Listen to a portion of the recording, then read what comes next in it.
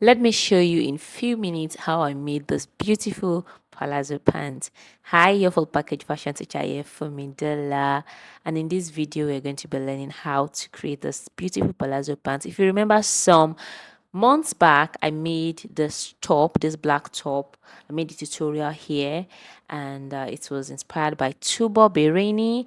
I'm sure a lot of you know Tubo Bereni, big designer in Nigeria, of course. So I made a tutorial of this beautiful black top, and today we are going to be pairing it with a palazzo pants. All right, so let's get the first thing you want to get ready on your pattern paper is your measurement. You place your horizontal measurement.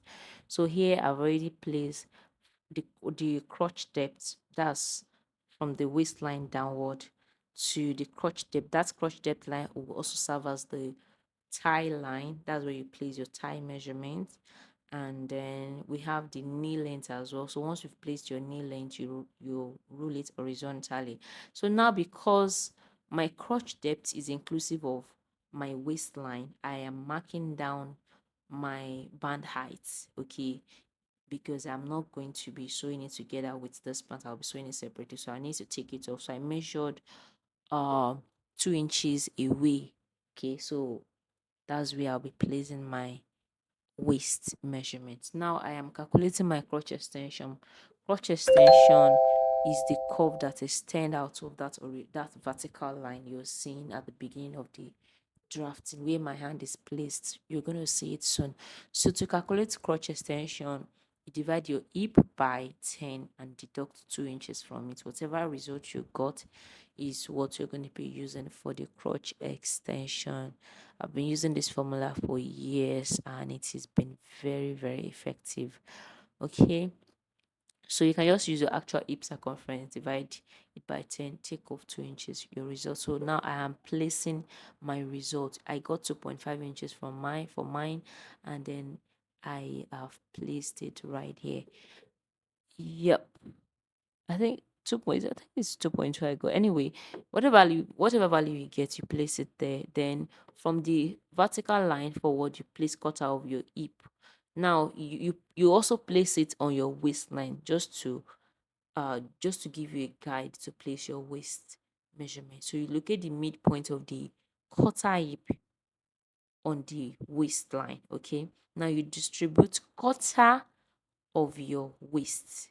So if quarter of your waist is 8 inches, you distribute 4 on both sides of that midpoint. And then now we are going to be connecting it to the hip line. The hip line is 2 inches above the tie line, which is where I have marked there. And I will be connecting the value of my waist to it right now. So I'm trying to ensure that I have my hip measurement placed correctly there.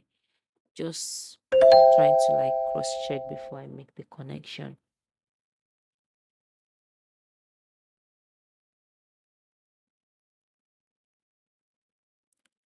So now that I'm sure of the measurement I used, I went ahead to connect it. Okay, now one more thing, your hip measurement when you're making pants, make sure you add extra 1 inch to it so that it won't be tight. So if your hip is 40, you make it 41 for pants. And I connected it down to the tie line, and that's it. So now we are going to be using our curve ruler to connect our crotch, or we'll call it rise, the body rise. Okay, so you connect that curve just like I have done it here. Connect to the hip and then to the waist point. Yeah, so that is that. Now I'm trying to place my knee line. Okay, and then I went ahead to place the horizontal line for the trouser length. I extended it by 2 inches more than the actual trouser length because it's palazzo. Then I connected the crotch extension point to the knee, and then at the other side too I made the connection. So now after connecting everything together, I went ahead to cut. So I'll be using this pattern to cut the back pattern. You can decide to draft them together right from the beginning, but to save paper, the best thing is to just use the front pattern paper to cut the back. So I got a new paper for, I just got a new small paper piece. Then I place it underneath the waistline of the front. Then I, went ahead to use my paper gum tip to put them together, to get them glued together. What I want to do here is called um the extension of the waist. Okay, we are going to be raising the bum area. So at the center of the front, okay, you extend it upward by 1 inch. All right, so let's assume your body rise is not well slanted. You make sure that you move it backward and add it to the other side of the waist. But because mine is already slanted, I just connected that extension to the waist point as I have done right here.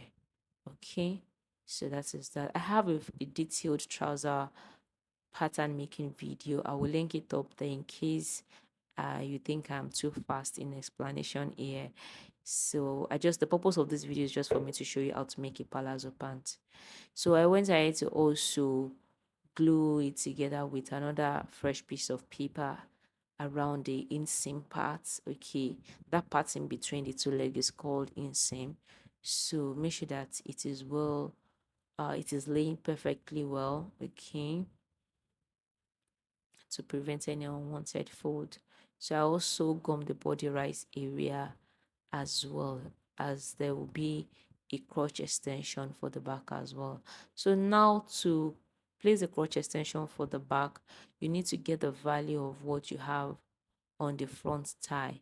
The cutter of the hip plus the crotch extension for the front will give you the value you have for the front thigh. Okay, so I explained this very well in my previous video on pants. I won't be able to go too deep into that. I'll just link it up there for you guys to watch how the crotch extension is being done. Okay, if I say I should start explaining now, you might really not get it. Okay,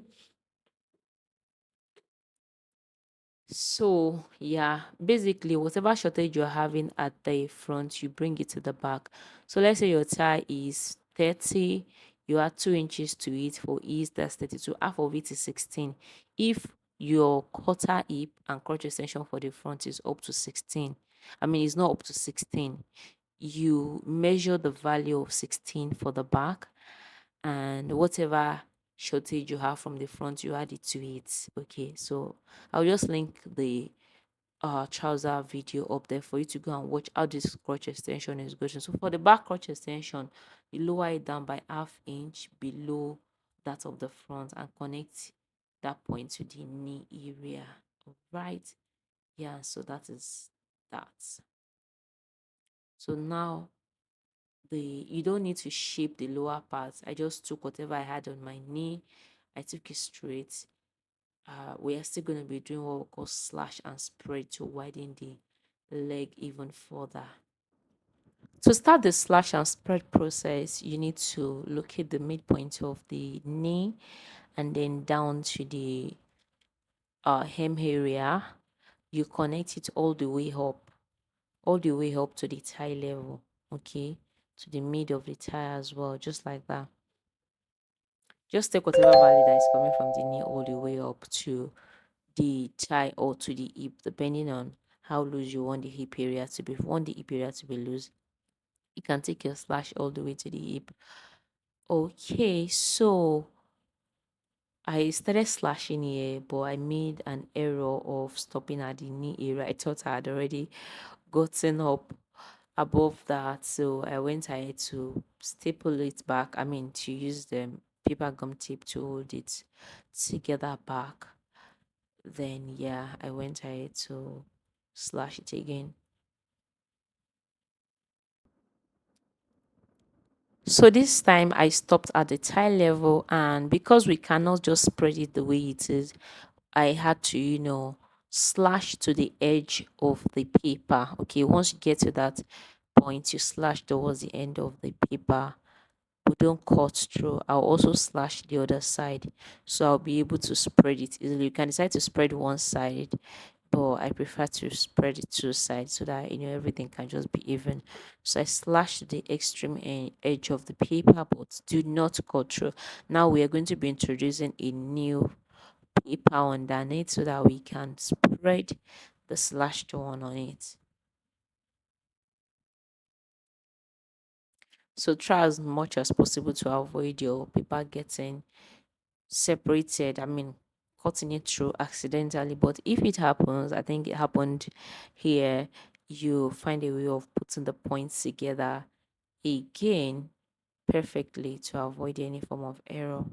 So I went ahead to use my gum tape to, to couple the slash paper together with the fresh one. And then yeah, so the spreading here was just about 12 inches wide. Okay, that's the gap in between the 2 points. Next thing, I'll be transferring the pattern to fabric. I'll be working with this beautiful accordion silk fabric. It's very lovely and it's stretchy. Okay, so when you're getting yours, make sure that it is well measured. I used about 4 yards. 4 yards is enough for this project. And yeah, so that's that. So go ahead now and cut. I'll be cutting the back piece first because of the extensions we added. After I am done cutting the back piece, I will now take off the extension so that I could, cut the front.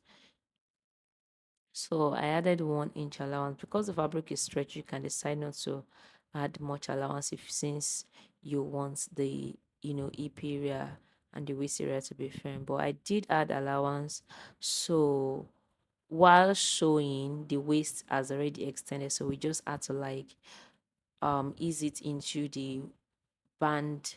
Yeah, the band, we eased the waist into the band, so there was a little bit of like tiny gathered, but not really obvious. But because the fabric is already pleated, it actually came out more beautiful. So if you do not want any form of pleats or gathers, make sure that if your fabric is stretchy, do not add allowance to the waist area, except for the body rise line, that's the crotch line. Yeah, you can add allowance to those.